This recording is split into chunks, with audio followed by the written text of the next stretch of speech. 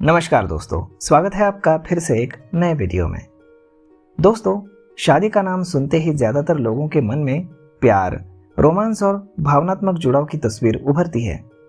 लेकिन क्या आपने कभी ऐसा शादी के बारे में सुना है जिसमें ना तो रोमांस हो ना ही फिजिकल अट्रैक्शन, बल्कि सिर्फ गहरी दोस्ती हो? तो बता दें, जापान में इन दिनों ऐसा एक नया कल्चर तेजी से बढ़ रहा है जिसे कहा जाता है फ्रेंडशिप मैरिज, यानी दोस्ती वाली शादी। तो फ्रेंडशिप मैरिज का मतलब क्या है? दो ऐसे लोगों का साथ आना जो एक दूसरे के साथ इमोशनल कनेक्शन से जुड़ाव महसूस करते हैं, लेकिन उनके बीच कोई रोमांटिक या फिजिकल अट्रैक्शन नहीं होता।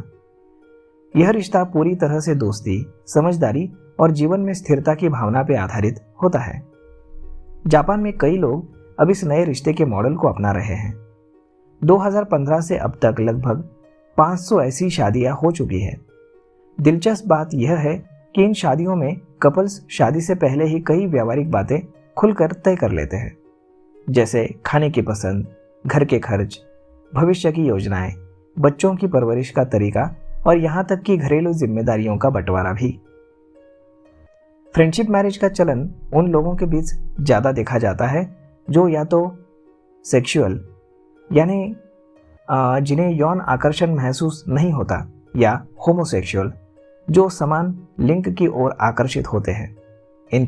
इनके लिए यह व्यवस्था एक सुरक्षित और सम्मानजनक विकल्प साबित हो रही है, जहां समाज की पारंपरिक उम्मीदों के बिना भी वो एक स्थायी रिश्ता बना सकते हैं।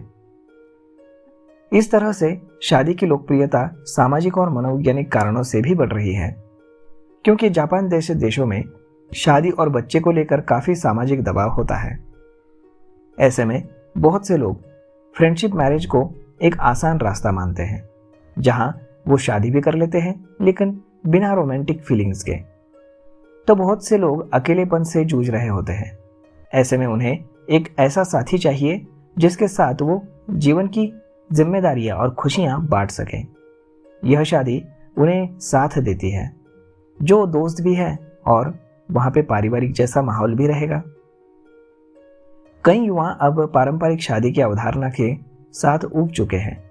रिश्तों में अपेक्षाएं और निराशाएं बढ़ने के कारण वो एक सिंपल रिश्ते की तलाश में है, जिसमें जरूरत से ज्यादा भावनात्मक बोझ ना हो।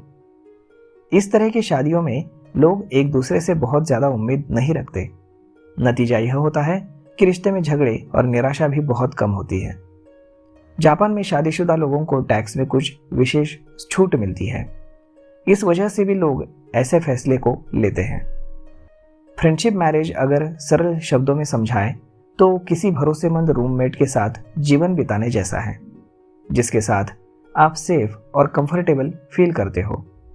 यह रिश्ता प्यार से नहीं बल्कि आपसी समझ, सम्मान और सुविधाओं के साथ चलता है। ऐसे रिश्ते में ना भावनात्मक दबाव होता है, ना ही सामाजिक दिखावे की चिंता।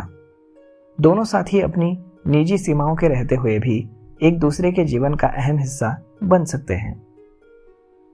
आजकल की तेज रफ्तार की जिंदगी में जहां लोग अपने करियर, पर्सनल फ्रीडम और मानसिक शांति को प्राथमिकता दे रहे हैं, वहीं फ्रेंडशिप मैरिज जैसे मॉडल में उन्हें एक संतुलित विकल्प दिखता है।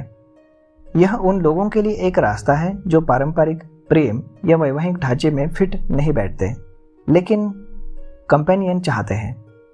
शायद आने वाला समय यह विचार दुनिया के दूसरे देशों में भी बने जाए, क्योंकि आखिरकार हर इंसान को जीवन में किसी न किसी रूप में साथी की जरूरत तो होती है। तो दोस्ती वाली शादी हमें यह सिखाते हैं कि हर रिश्ता प्रेम या रोमांस पे आधारित होना जरूरी नहीं। कभी कभी अपनी सम्मान, भरोसा और साथी के खुशहाल जिंदगी की नींव भी वहां पे आप रख सकते हो। तो दोस्तों, आपको कैसा लगा यह कॉन्सेप्ट, दोस्ती वाली शादी, फ्रेंडशिप मैरिज? आप हमें कमेंट करके ज़रूर बताइएगा, और अगर अच्छा लगा होगा तो अपने दोस्तों के साथ भी ज़रूर शेयर कीजिएगा। धन्यवाद।